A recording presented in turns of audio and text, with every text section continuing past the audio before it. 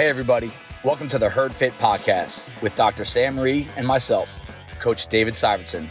This podcast is aimed at helping anyone and everyone looking to enhance their healthy lifestyle through fitness, nutrition, and most importantly, mindset. Welcome to the Herd Fit Podcast with Coach Dave Syvertsen, and I'm Sam Rhee. And this episode, we are going to talk about something that's really near and dear to my heart because I'm right in the middle of it, and that's summer funk and getting out of the summer funk and getting back into things. It is a very rough time once you come back from summer break, from vacation.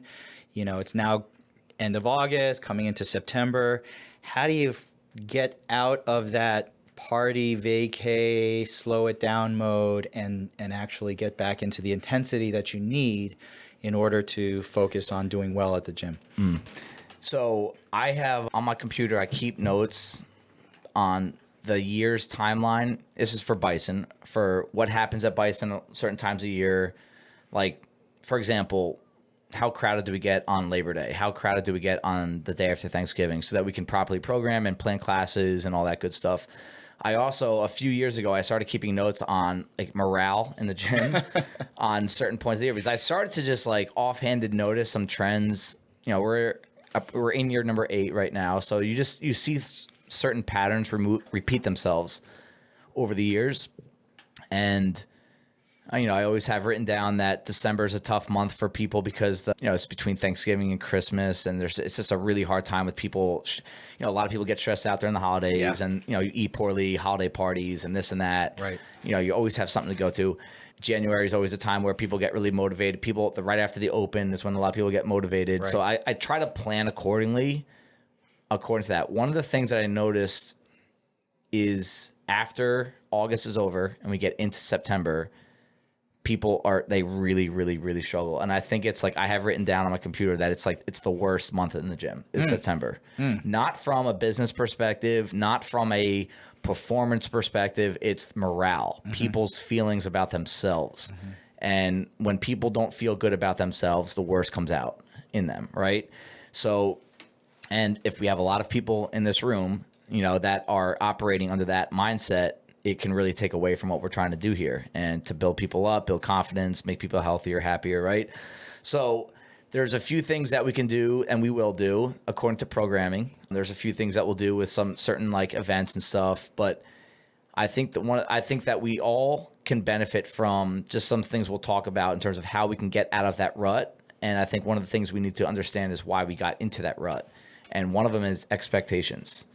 Okay, we expect ourselves to constantly be at the same level of fitness throughout the year. Or even worse, we feel that we're going to constantly be getting at CrossFit, better at performance-related endeavors within CrossFit, simply because you show up every day, or you show up every week, or you've been doing CrossFit for 4 or 5 years. Like, you just assume that your ride as an athlete is going to continue to go up and up. Well, isn't it supposed to some degree? From a big picture perspective, yes. But every week, every month, no. Okay. Every quarter, no. Sure. And I think that after the summer is, and this is a little bit of a general statement, and I don't like making general statements because there's always someone out there like, no, not me. Like for most people, right, the summer is not a huge go get after it workout. Right? Like, you don't work out as much because you're away. Right? Like, you were just gone for like 9 weeks, 3, but okay, it felt like 9. And my body probably is deconditioned like it was 9. I can't wait to coach you. No. But, and I also think that it's this expectation that you come into the gym like, oh, I should be able to do this because I did this last year, or the last time I did this squat, I got this time, so I should be able to get it. And there's so many things that happen between that time and this time that may prevent you from performing at the level. And I actually do remember back in 2019, we had the Open in October, and people hated it. Oh, right. They hated it. Yeah, that was rough. And so, long story short, we did the Open in March of 2019 at the old space. That was like kind of like our last hurrah there. And CrossFit announced that they were changing up the season a little bit. And, oh, by the way, we're going to have another Open in October. So we had 2 Opens within 7 months. Yeah. And that in and of itself, some people are like, I don't want to do that again, right? And the other side of it was I think a lot of people were not in shape in September, and you had the open looming over your head. And I remember I sent an email back to Dave Castro and Eric Rosa when Eric Rosa bought in to CrossFit, and they both responded. And I said that the open is so much, and they got a lot of feedback from other people about this, saying the open's better in March because no one really feels that great in January, but it gives you 2 months of prep, and everyone's, for the most part, is pretty motivated in January. So it gives you like 2+ months of really like hard work preparation for the open, and that's usually enough. Whereas if the open's in October, you really probably don't start a solid routine until early to mid-September, and the open's in 2 weeks after that. So I just remember the people, and I actually think that was the lowest ever attended open. That was the lowest amount of signups they ever had, was the open that year, October 2019. I think that's right, yeah. So, you know, I think that's not, just kind of like introduce that topic of like, this is what we're talking about. And I think that a lot of you guys are listening are probably going through it. I've had a lot of conversations in the past 2-3 weeks. Some have indirectly said that they don't feel good about themselves physically. Some have directly said, I feel like, you know, pretty shitty right now. You know, what can we do? How can we get there? And understand that you're not the only person in the room going through it. Okay, so opens what, first week of February this coming year? Last week of February. Is it the last? It won't be early February. I'm pretty sure it's the end of February. Okay. Yeah. So I've just taken a bunch of weeks off. Yep. I feel like crap. Yeah. I know. I'm not hypotheticaling. This is me. Okay.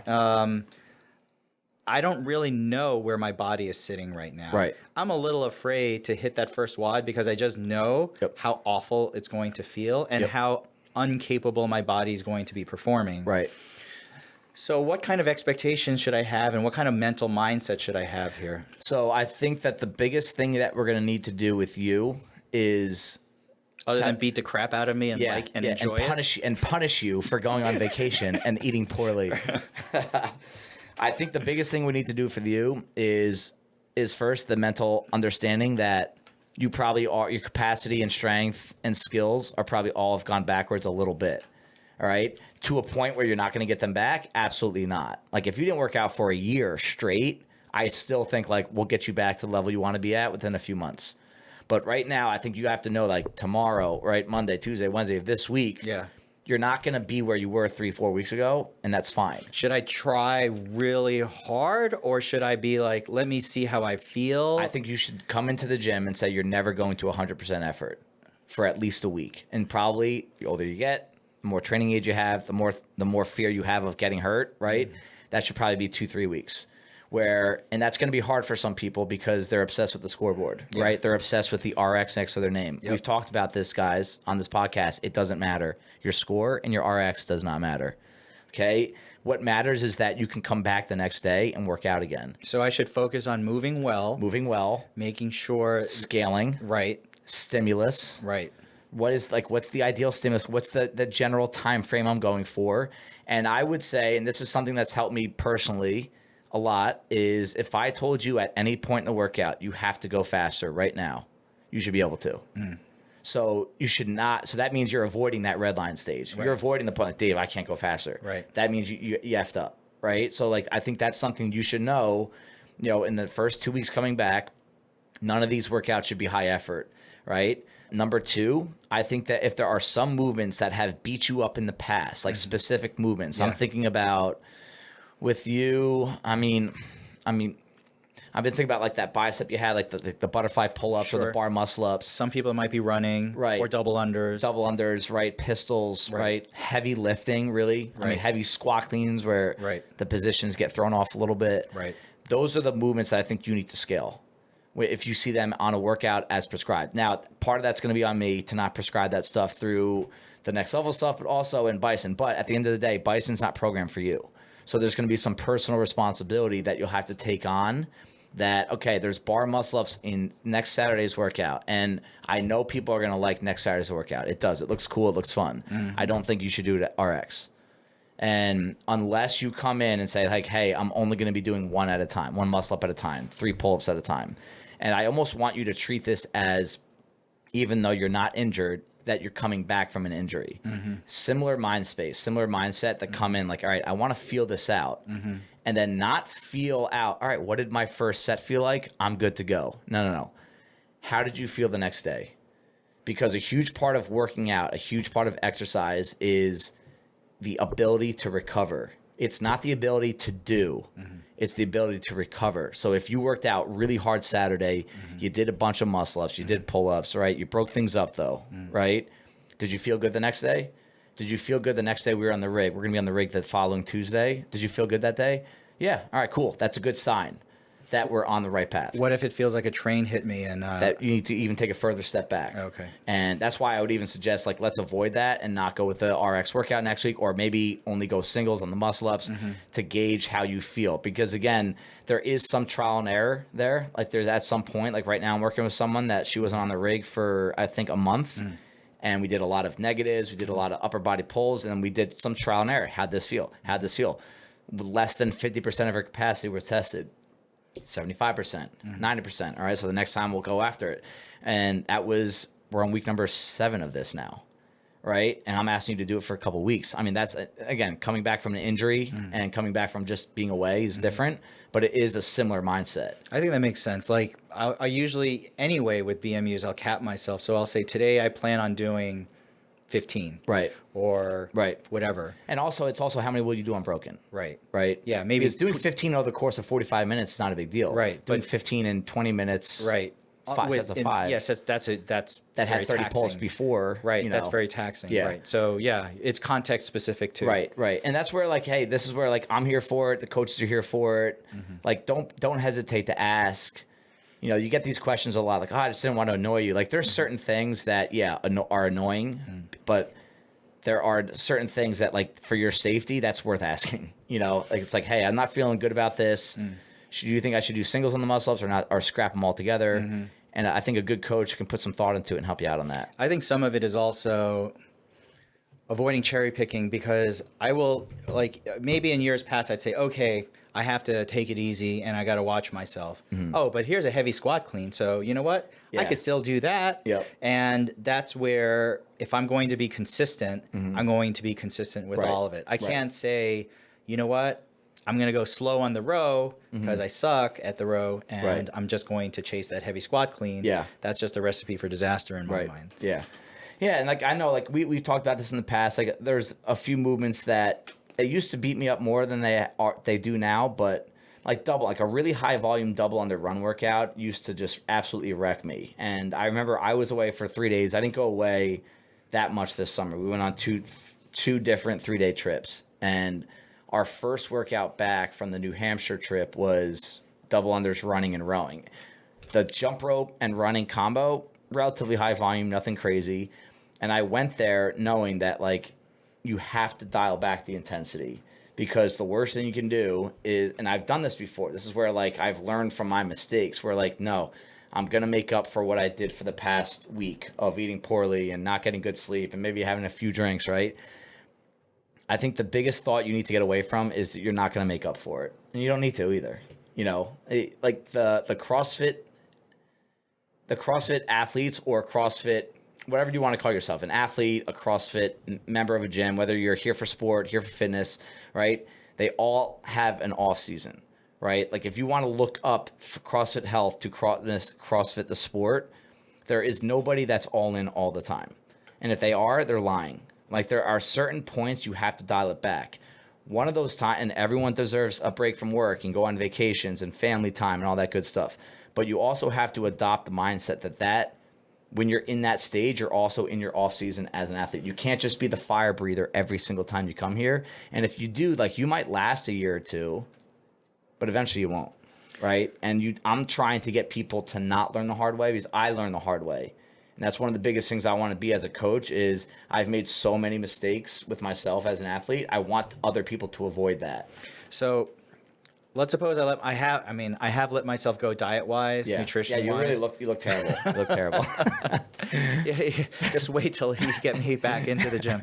But once I do, and all right, I'm going to start eating again on point. Yep. I'm going to cut out the White Claws that I've had every weekend. Yep. I'm going to really start cleaning things up. How long can I expect before I start feeling it? Because obviously I'm going to start 2 days in and I'll be like, wait, how come I don't feel better? I just started eating better. Right. So I'm looking at this right now. It says, I wrote down the concept of patience, what it is, and why it is important. You know, this is one of my like life mantras. Like, you don't really decide when, you just decide if. And I know we will, like, there are podcasts and things I've listened to where like I want an answer on something and I get so frustrated at the end because there was no answer. I will give an answer based on my own experience and people that I've coached. But I think that the worst thing you could do is put a timeline on it. I really do. Like, and I think that the number one thing, and I appreciate the fact that you brought it up, is we're talking about gym. What should I do? What should I scale? What about the other stuff? You know, the other 23 hours, right? And I think one of the biggest things people can do when they come back from vacation, this is a general statement again, is get back on a hydration schedule, right? And eat as many vegetables as you can. Like 3-4 times a day, get vegetables in, because that's probably generally what a lot of us get deprived of when we go on vacation. Just like proper micronutrients. Don't talk to me about macros yet. You know, it's just more proper micronutrients, vitamins, minerals that help your body function. And you're a CrossFitter, you're not on an elliptical or a Peloton moving your legs for a half hour. Like, there are certain things in your body need to operate smoothly for you to avoid injury, and that's going to happen through eating the right kinds of food, not just the right kinds of macros. So what do you do that's a lot of vegetables. What do you carry around broccoli all day and just eat it, or what? I mean, if you want to make a rule about it, I would say if you eat 4 to 5 times a day, you'd want to have 3 servings of vegetables. What servings of vegetables do you eat? I mean, I'm usually broccoli, cauliflower. I go spinach, bell peppers, and that's usually like my daily routine, morning and night. And then at nighttime, Ashley usually has some Brussels sprouts made, or again, natural foods, whole foods, none of the processed stuff. You can get frozen vegetables. It's not the worst thing in the world, but you try to get your own and make your own. Does it get repetitive? Yes. Does it matter? No. You know, I think that's, if we're always trying to treat food as something that is trying to make your day better, I think that's when you start to lose. It's like, hey, I had a bad day, I need to eat this. Hey, I'm having a great day, I need to eat this to celebrate, right? I think that the more boring you can make food, the more routine-based you can make food, which we're going to talk about next, routine. I think that's the best way to go. Now, and I'm probably not the best person to talk to, like, which vegetables do you eat? Like, I'll eat the same stuff over the course of a week, over and over, where someone that's a little bit better in the kitchen can go into this, go into that. I like stuff that is simple, clean, and, you know, something that fills me up, because there's nothing worse than eating and then still being hungry, right?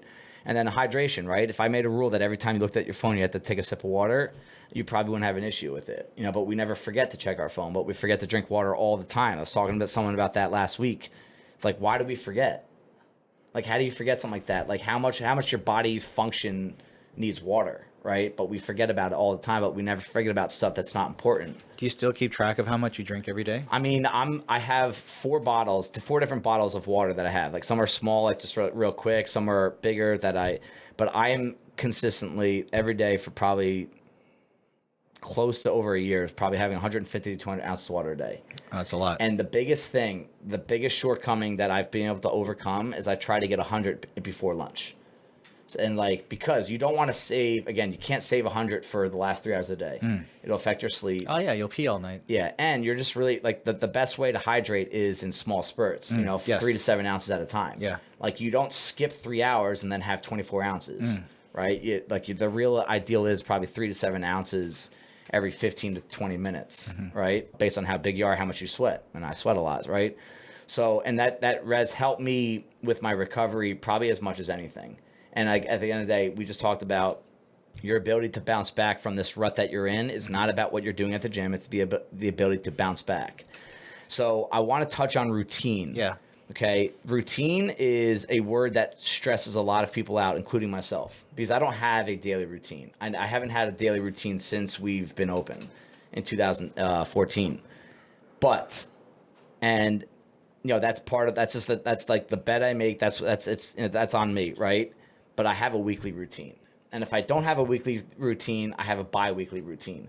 Meaning, and this will be easier once the fall comes into play for me personally, because, you know, throughout the summer, we had 2, 3, 4, 5 coaches away. So basically, it's just like you had to move your schedule around based on who was out. and that's just the gym business you're in. Well, I assume you have at least a minimum sleep routine. Yeah. Like a wake routine. Right. Like if I don't get this many hours of sleep at night, I need to find the time during the day to get another hour or 2 or 3. Okay. Right. So that's a big part. But I'm talking more if I have a weekly routine, which will come in September once everyone's back from vacation, people's kids are back in schools. Right. Brock has a different daycare which schedule. Most people will do because their kids are going to be back in school. That's a huge part of routine. Their work is going to be gearing back up again. And I'll never criticize anybody. You'll never hear me criticizing anyone, especially that has kids, that says that they don't have a routine. Like your life is built around them, and that's the part of being a parent, and deal with it. But once they're back into school and maybe they have a little bit more regular sports schedule. So then what kind of routine are you talking about? A weekly routine where like which days you're working out, which days you're taking off, which days you can go for your extra walk or run, what time you're eating each day, right? And in some cases that won't work, but because their schedule might change week to week. But if you can come, like I'm thinking about Owen, right? A cop, like sometimes he works nights, sometimes he works days. Right. And so he should have a routine for his weeks that he works nights, and he should have a routine for weeks. The reason I'm big on routine is your body responds to it really well. You know, like when you're exercising at a certain time every single day, and then you're eating at a certain time, you're going to sleep at a certain time, it becomes easier, it becomes natural. But if you're someone that works out at 5 a.m. on this day, 4:15 that day, you don't eat breakfast that day, you eat dinner this day, your body is constantly trying to play with catch-up mode, and it can cause a lot of stress. As a coach, do you stress the same things for your athletes that you're training now? Meaning? Like what time you're supposed to work out, what time you're supposed to be doing From a weekly basis, yes. Okay.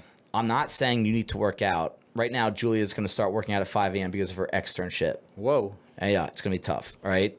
But it's not going to be an everyday thing. And I don't think it would be smart for her to try every single day. I've seen so many people try, every day, and they're just burnt out by the end of the second week. So routine, but flexible routine. Right. Or just saying like her weekly routine is on Mondays, she works out at night. Tuesdays, it's 5 a.m. Wednesdays off. Thursdays, 5 a.m. Friday night.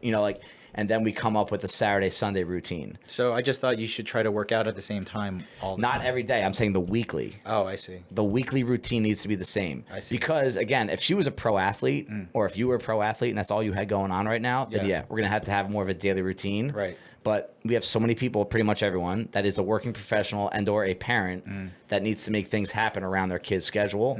And I think it's okay if you get away with not having to do the same thing every day, but you're doing the same thing every week. And you will start to consciously and subconsciously plan around certain days. I see. Right? Like I know the days that I have Brock by myself. Right. Right? Where I coach in the morning, that I have him all day. Like I don't even bother trying to work out that day. And it doesn't stress me out. Where if I didn't have a weekly routine because I switched up my routine because I didn't get to work out yesterday, or I can't work out tomorrow, but I'm not going to work out today because I have Brock, then it's like you start going to this really stressful whirlwind. And at the end of the day, the biggest thing I'm trying to get to in this entire podcast is I don't want you stressing out. Because the more time you spend stressed out, the worse you're going to perform in the gym, the less healthy you'll be. Isn't this depressing? Because I just had all these weeks of relaxation and fun, and now I'm suddenly dumped into routine. I'm eating broccoli 4 times a day. I'm supposed to be working out constantly or whatever. It's like it just Welcome to real life, Sam. Like, can you throw me a bone here or something? Yeah, I mean, I would say I think that the reward that comes from this is that you get out of this. Like again, we're talking about the rut. This like I'm sitting here every September looking at people in the gym and they're not happy with themselves. And it's okay because you're a human being and everyone else is too, and everyone else around you is going through the same thing at some point throughout the year. All right. And I think that the reason that we want to talk about this is that if you're constantly trying to satisfy the moment, you won't be happy long term. So if you constantly want to eat this right now because it makes you feel good, you won't be happy at some point. And you know that. Right? If you're going to go have your drinks every weeknight to make yourself escape your rough day, you're eventually not, because it makes you feel better in the moment, you're not going to be happy in the long term. And that's what I'm on a big kick right now. Like I really think the less you think about the short term and the more you think about the long term, you will be happier. And that, we just got done talking to Courtney and she put it great, is I just want to be happy.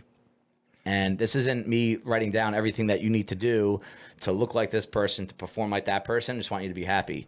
And that's why I keep notes on the computer about people's morale. I'll tell you what I'm not keeping notes on is people's Fran times.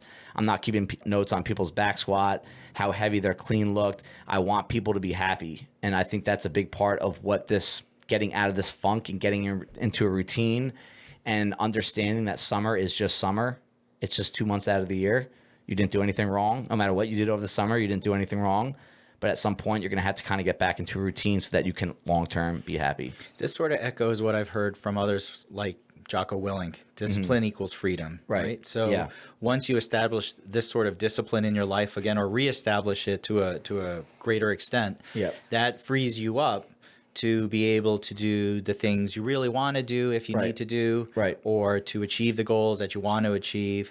Most of us find that when we have structure, we're way more efficient and we actually enjoy what we're doing than we have no structure. Even our free days, I have found if I try to establish a little bit of structure in there, it makes me not waste all that time. Yeah, and one of the worst things that people go through is they look back and they regret. Like, oh, I shouldn't have eaten that. Oh, I shouldn't have drank that. Oh, like I shouldn't have wasted all that time.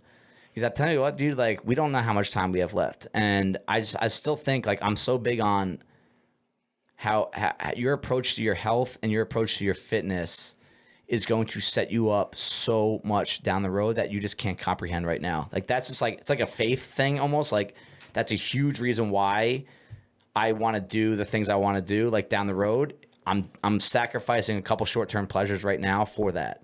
It's like saving money almost, right? Like you can't just spend and then expect you're going to be set up in a few years, you know? I think the other thing is giving myself the grace when I get back into it, that every day does not have to be perfect. Most days don't need to. If I'm getting back into it, I'm just going to do what I do that day. I won't look back either at what I did last week or last month. What can I do today? And what can I build on for the week? And if I have a couple bad days, okay, so be it. Your body still got its workout in, and I'll tell you what, your body and your health probably doesn't really care about your time. The only thing that cares about your score and how your RXO scale is your ego. And like you said, if we have longer term goals, maybe it's the Open, maybe it's something else. I mean, unless you're planning on doing something next month, which Legends qualifier start on Thursdays. then which you probably should have already been sort of setting yourself up for. For the longer term stuff, you know, this is what we're in it for. We're working tomorrow. We're working the next day. We're going to take this advice and take it to heart and start thinking about these things. But whether or not it's perfectly executed is not what matters. It's like you said, are we working to achieve our happiness? Do we feel like we're making progress? Every day doesn't have to be perfect, but our progress, as you said, is a long-term sort of thing where we're going to get there. So to sum that up, you know, we're looking at, don't put a timeline on it. All right. Be consistent, which is on you, right? Ask for help, which is on us as coaches. And I would say the biggest thing I want you to know is, or anyone to know, is don't compare yourself to other people. Because I think if we start going down that path, that's like one of the biggest shortcomings I've seen in so many people in this gym, but also in just personal, like they're constantly comparing themselves to other people, and you just don't know enough about the other person to really have a credible or valid opinion on their progress versus yours. You're just taking a guess. And I think that the more attention you put on yourself and trying to fix things yourself, that the quicker you're going to get to where you want to be. Well, shit. Courtney told me she just hit 405 on her deadlift. I'm doing that next week. Good luck. Thanks. Thank you, everybody, for taking the time out of your day to listen to the Herd Fit podcast. Be on the lookout for next week's episode.